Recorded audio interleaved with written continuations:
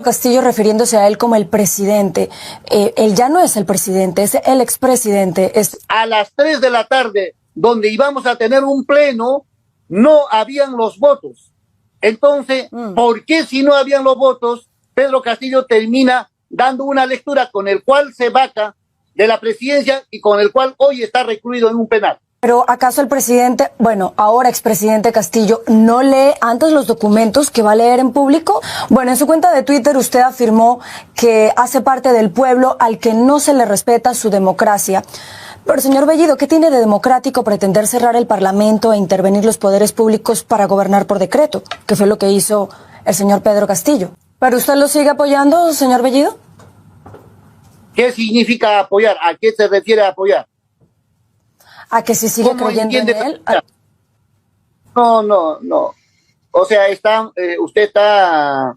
Yo entiendo su manejo deficiente del castellano, pero déjeme explicar. No, permítame un momento, señor Bellido.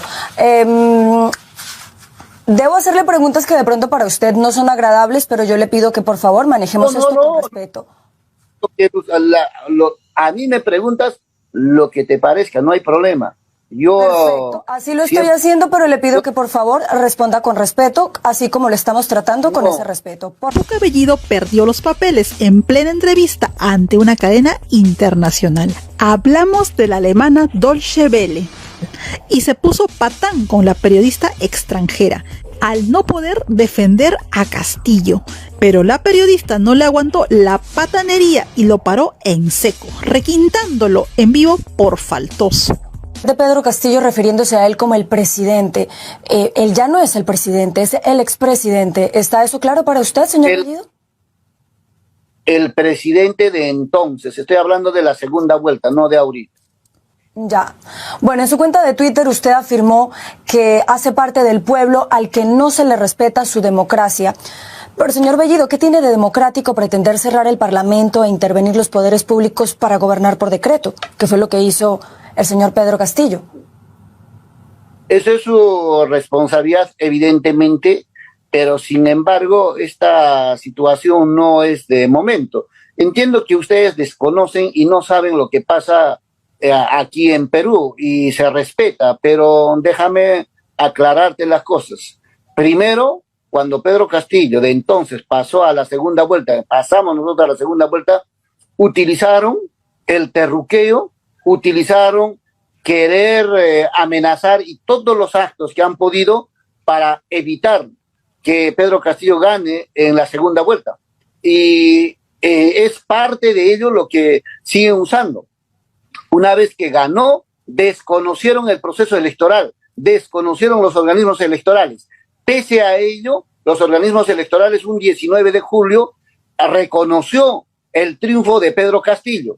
A partir de ello, montaron acciones juntamente con la prensa y acoso sistemático contra los funcionarios y contra los congresistas y contra Pedro Castillo al momento de asumir. Yo he asumido la presidencia del Consejo de Ministros y no han parado durante 66 días de poder golpear por cualquier tema, por cualquier hecho que no tiene mayor trascendencia, pero han hecho eso un sabotaje total, censurando, cuestionando y también poniendo una serie de actos en el proceso del ejercicio de gobierno. No solo ello, han aprobado normas para imposibilitar los programas que había planteado Pedro Castillo de entonces y obviamente los congresistas para evitar cualquier modificación que se pueda presentar.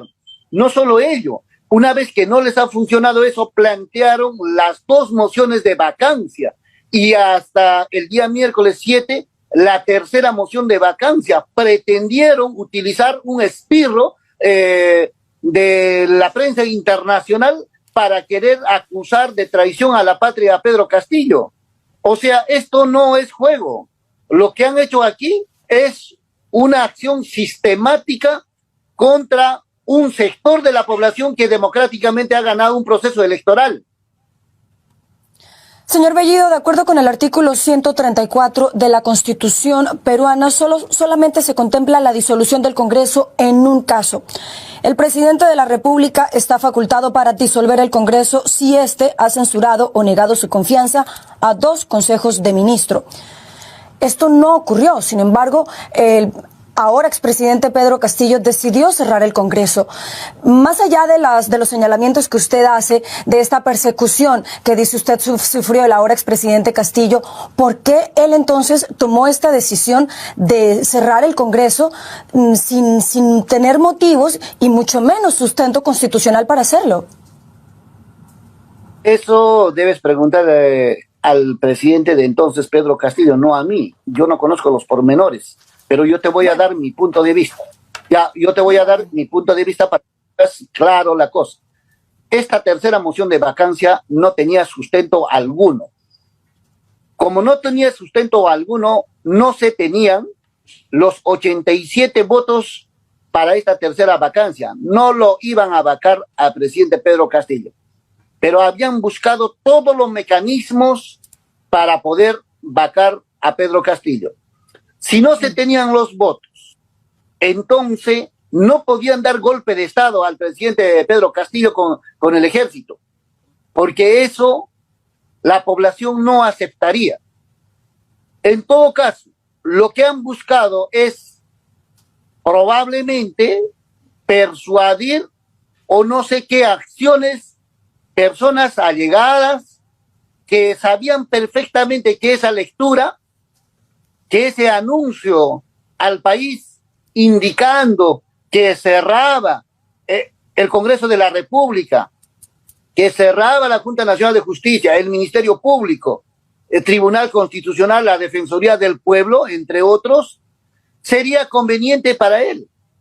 No sabemos hasta el momento quién ha redactado aquel mensaje a la nación, pero sin embargo la persona que ha redactado sabía muy bien que esa era la única manera de poder vacar a Pedro Castillo. Entonces hay que más bien ver una mirada distinta a lo que usted está mirando. Aquí han buscado ese mecanismo porque con esa lectura está al margen de la Constitución. Esa lectura no corresponde a ningún procedimiento que esté en la Constitución. Y además, a las 3 de la tarde, donde íbamos a tener un pleno, no habían los votos. Entonces, ¿por qué si no habían los votos, Pedro Castillo termina dando una lectura con el cual se vaca de la presidencia y con el cual hoy está recluido en un penal? Entonces, se investigará, se determinará. Pero ¿acaso el presidente, ahora expresidente Castillo, no lee antes los documentos que va a leer en público? Es decir, alguien más, por lo que usted sugiere, le redactó este documento y él sencillamente leyó sin enterarse de lo que estaba leyendo.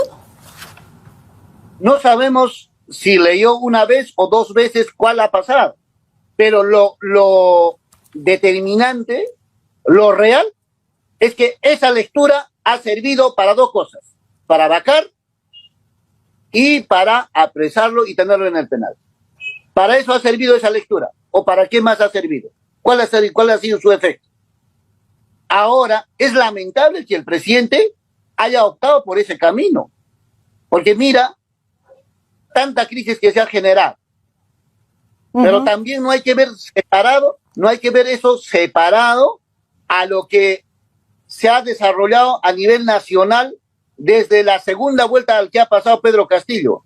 Quien quiere ver la verdad, retoma su análisis y su comprensión de la situación en Perú desde la segunda vuelta a la que pasó entonces candidato Pedro Castillo Terrones hasta el día 7 de diciembre. Si usted va a ver por pedazos, no va a entender los hechos, incluso las 6 carpetas fiscales que se han hecho hechos de denuncia y actos de corrupción que se han denunciado en el gobierno, en el ejercicio de gobierno de entonces presidente Pedro Castillo, también obedecen al propósito de la vacancia. Entonces, todas estas cosas se tienen que esclarecer. Si hay una prensa internacional interesada en querer saber la verdad, investiguen.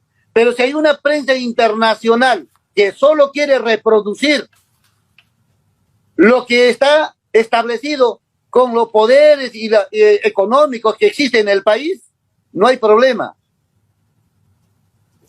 Señor Bellido, usted en este momento sigue apoyando a Pedro Castillo porque sabemos que lo ha visitado en el lugar en el que él se encuentra detenido y eso demostraría su apoyo al ahora expresidente. ¿Cuál es su posición en este momento frente a Pedro Castillo? Casi todos los congresistas que hemos sido elegidos conjuntamente con él, hemos visitado por solidaridad, para darle fuerzas. Y evidentemente hay varios cuestionamientos de procedimientos que no se han podido cumplir el debido procedimiento por el cual se han hecho las acciones legales correspondientes.